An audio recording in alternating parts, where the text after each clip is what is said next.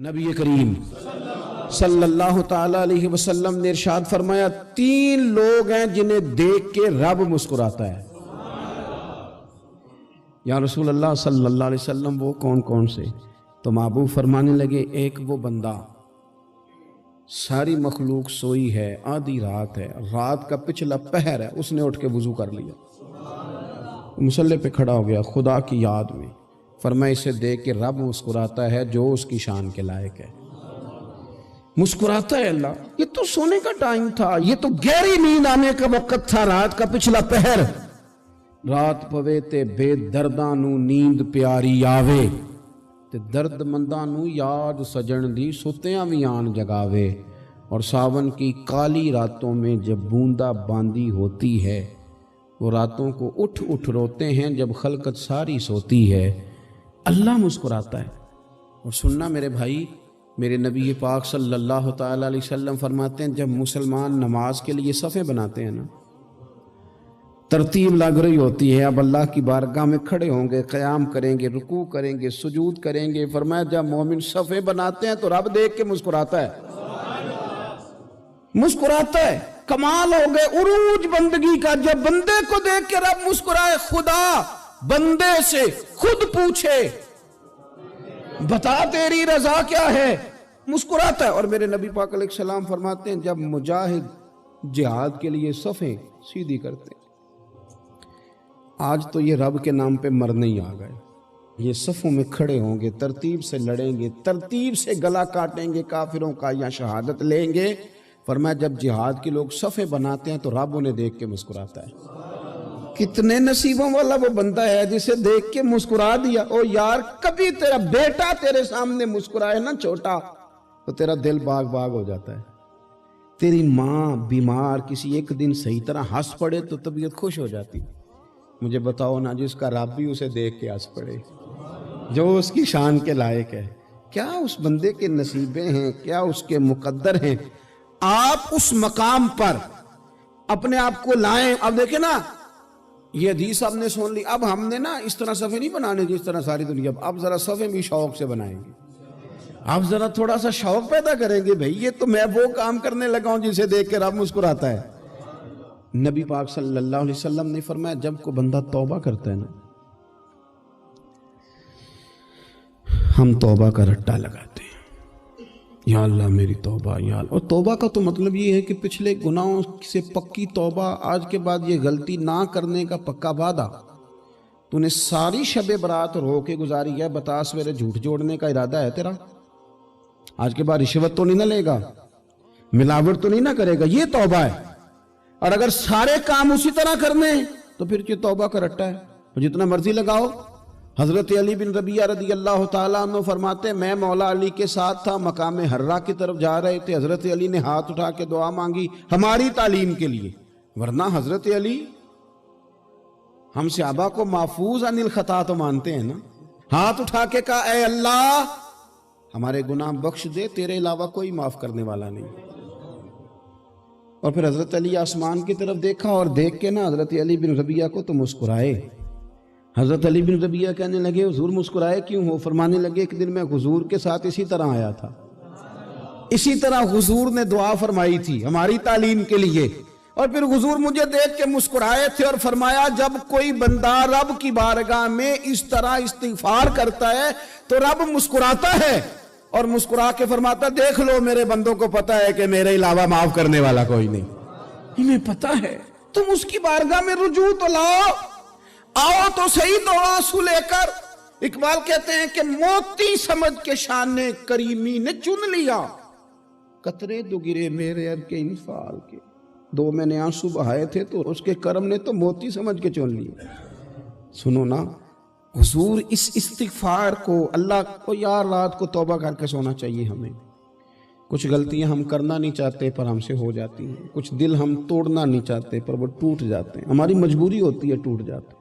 رات کو اس کی بارگاہ میں ہاتھ باندھ کے کشکول طلب دراز کر کے خوب استغفار پڑھنا چاہیے کہ مالک بندے ہیں نا کیا کریں، نفس کا ساتھ ہے، دنیا کا ساتھ ہے، خواہشات نفسانیہ، مالک معاف کر دے۔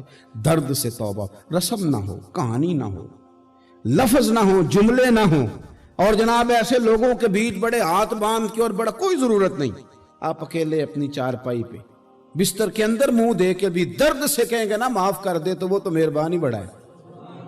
میرے نبی پاک صلی اللہ علیہ وسلم مثال دیتے ہیں، فرمایا ایک آدمی صحرا میں جا رہا، صحابہ سے حضور خطاب کر رہے ہیں، فرمایا ایک آدمی صحرا میں جا رہا تھا، اس نے اپنی اونٹنی پہ کھانا پانی پیسے ہر چیز رکھی ہوئی تھی، صحرا تھا بہت بڑا، درمیان صحرا کے گیا تو تھوڑا سا سستانے کے لیے آرام کرنے کے لیے اونٹنی سے نیچے اترا، اب اس نے اونٹنی کی لگام اونٹنی کی نکیل اپنے سرہانے کے نیچے رکھی، ہاتھ کے ساتھ پکڑی اور سو گیا۔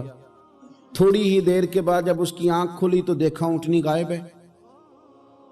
صحرا میں وہ پیدل نہ آگے جا سکتا ہے نہ پیچھے جا سکتا ہے، نہ دائیں نہ بائیں، کھانے کو روٹی نہیں، پینے کو پانی کا قطرہ نہیں، تھوڑا ادھر بھاگا ادھر بھاگا، تھک گیا۔ کریم محبوب فرماتے ہیں وہ پوری طرح نڈھال ہو گیا اور مایوس ہو گیا، معاذ اللہ، مایوس ہو کے دوبارہ اسی جگہ آ کے لیٹ گیا جہاں پہلے لیٹا تھا، انتظار کرنے لگا کہ اب موت ہی آئے گی، آخری وقت ہے، اب نہ میں پیدل یہ صحرا کراس کر سکتا ہوں، نہ پیچھے جا سکتا ہوں، نہ کھانا ہے نہ پانی ہے، سوائے موت کے کوئی سہارا نہیں۔ حضور فرماتے ہیں وہ رستے میں دوبارہ لیٹ گیا، اچانک اس نے رخ بدلا تو اونٹنی سامنے کھڑی تھی۔ حضور نے صحابہ سے پوچھا بتاؤ نا اسے بھلا کتنی کو خوشی ہوگی؟ یا رسول اللہ جی سے نئی زندگی مل گئی ہے۔ آپ دیکھیں نا سارے ڈاکٹروں نے کہہ دیا کہ اس کے تو گردے معدہ جگر ہر چیز ختم ہے، گھر لے جاؤ خدمت کرو، ہر طرف پریشانی ہے۔ وہ بندہ بھی سمجھ گیا ہے کہ آخری وقت آ گیا، کل جاؤں پرسوں جاؤں، تیاری ہو گئی، سب لوگ آ گئے، باہر والے بھی آ گئے، یہ ماحول ایک عجیب رنگ اختیار کر گیا۔ اچانک ایک ڈاکٹر نے آ کے کہا نہیں نہیں غلطی لگ گئی تھی۔ مجھے بتائیے انداز کیا ہوتا ہے؟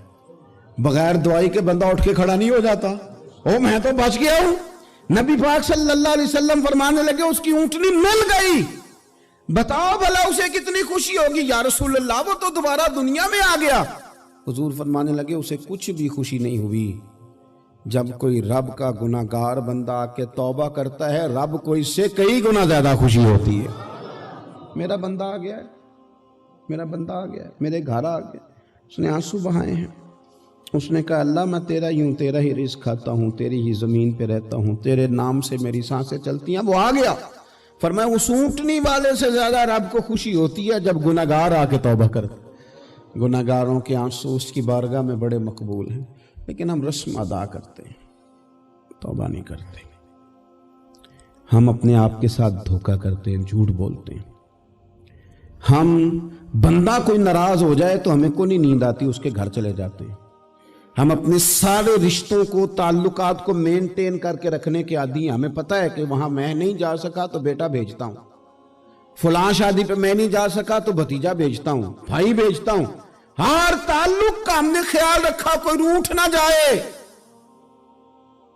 لیکن کمال ہے نا، یہ نہیں سوچا کہ اگر رب روٹھ گیا تو جب وہ روٹھ جائے نا تو سارے رشتے بھی بندے کے پاس موجود ہوں تو کوئی کرامت نہیں ہوتا، پھر کروڑوں روپیہ جیب میں ہوں تو ڈاکٹروں کی دوائیاں اثر نہیں کرتی۔